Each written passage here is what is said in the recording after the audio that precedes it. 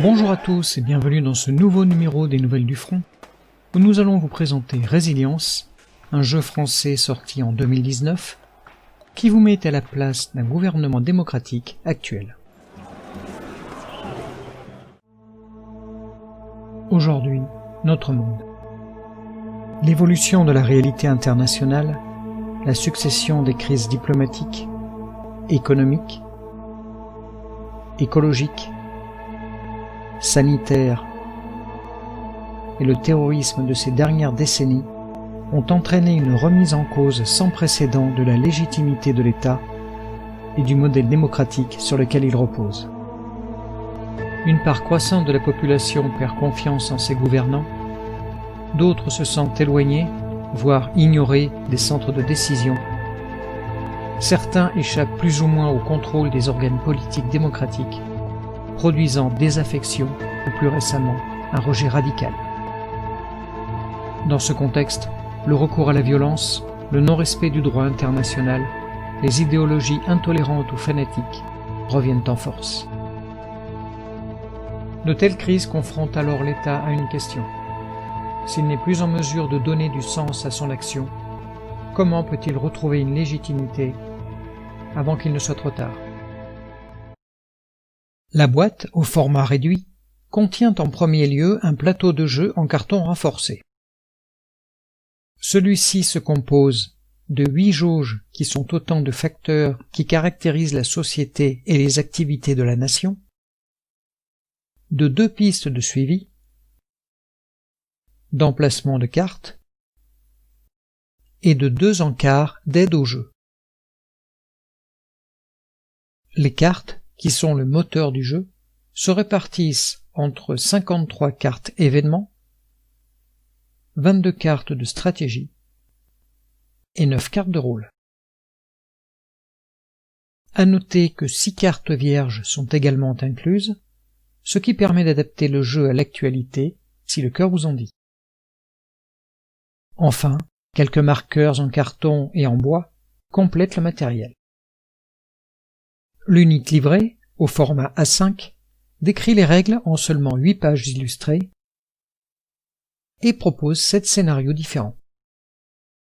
Enfin, il se conclut avec l'exemple de 2 tours de jeu. Au début de chaque tour de jeu, qui simule de manière empirique 1 mois de temps réel, on détermine le budget national disponible en additionnant les niveaux de l'économie et de la gouvernance, qui représentent entre autres la capacité à mobiliser les fonds publics. Ensuite, si une ou plusieurs stratégies, qui sont des mesures mises en place par le gouvernement, sont toujours en vigueur, le coût de leur maintien est pris sur le budget. Si l'une des jauges est à un niveau très bas et se trouve dans une case orange ou rouge, cela peut entraîner des modifications négatives sur une ou plusieurs autres jauges. Par exemple, un niveau de 2 en défense et sécurité dégrade automatiquement le niveau des opérations ennemies. Cela simule que l'épuisement ou la désorganisation de la défense intérieure favorise les agressions extérieures, que ce soit sur le territoire national ou contre nos intérêts à l'étranger. Cette mécanique est une étape critique du jeu, car on arrive facilement à une spirale où peut s'enfoncer votre pays. En effet, la diminution d'une jauge peut aussitôt déclencher un effet négatif sur une ou plusieurs autres. Votre nation sombre alors inexorablement dans le chaos.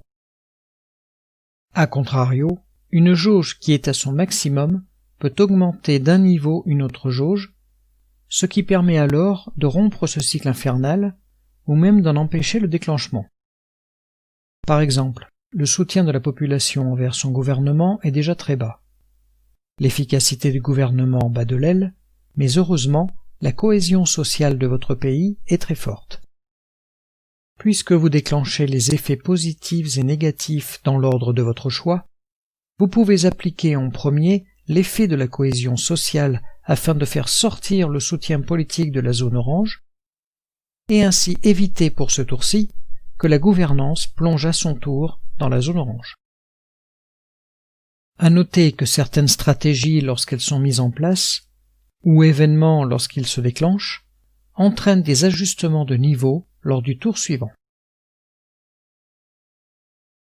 Ceci fait, on peut acheter une carte stratégie dans la réserve, toujours en utilisant le budget national. Elle est alors disponible, mais pas encore active. Ensuite, un premier événement est pioché, et ses effets sont immédiatement appliqués. Ce peut être une modification automatique de jauge, une modification conditionnelle de jauge basée sur un jet de dés, une action gratuite, ou même un choix d'effet. Enfin, certains événements passés peuvent augmenter la probabilité d'effet ou les déclencher. Vous pouvez alors réagir en jouant une nouvelle carte de stratégie que vous avez achetée ce tour-ci ou lors d'un tour antérieur, en défaussant une stratégie déjà active afin de ne plus payer son entretien lors des prochains tours, tout en sachant qu'elle vous coûtera le double si vous voulez l'acheter à nouveau plus tard. Ou bien en effectuant une ou plusieurs actions d'influence sur une jauge grâce aux stratégies actives que vous venez de jouer ou que vous avez maintenues au début du tour. Pour cela, et si votre budget restant le permet, sélectionnez la jauge sur laquelle vous voulez agir, à condition qu'elle soit entourée de vert sur l'une de vos cartes stratégie actives, dépensez la somme que vous investissez dans cette action, et jetez le dé en consultant la table d'influence. Si le score obtenu se trouve dans la plage indiquée, vous êtes parvenu à augmenter de 1 le niveau de la jauge. Vient alors un second événement, tiré au hasard et résolu comme nous l'avons vu tout à l'heure. Ainsi, lors de chaque tour, il y aura 2 événements, mais vous n'aurez qu'une seule phase pour agir. Pour vous aider, vous disposerez de cartes rôles sélectionnées lors de la mise en place du scénario, qui vous permettront d'intervenir chacune 2 fois dans toute la partie. Il faudra donc les utiliser avec parcimonie. Le livret propose 7 scénarios qui représentent chacun 1 an d'activité, jouable en environ 1 heure. Chacun d'eux porte sur un thème de crise particulier, illustré par l'inclusion ou la mise à l'écart de certains événements.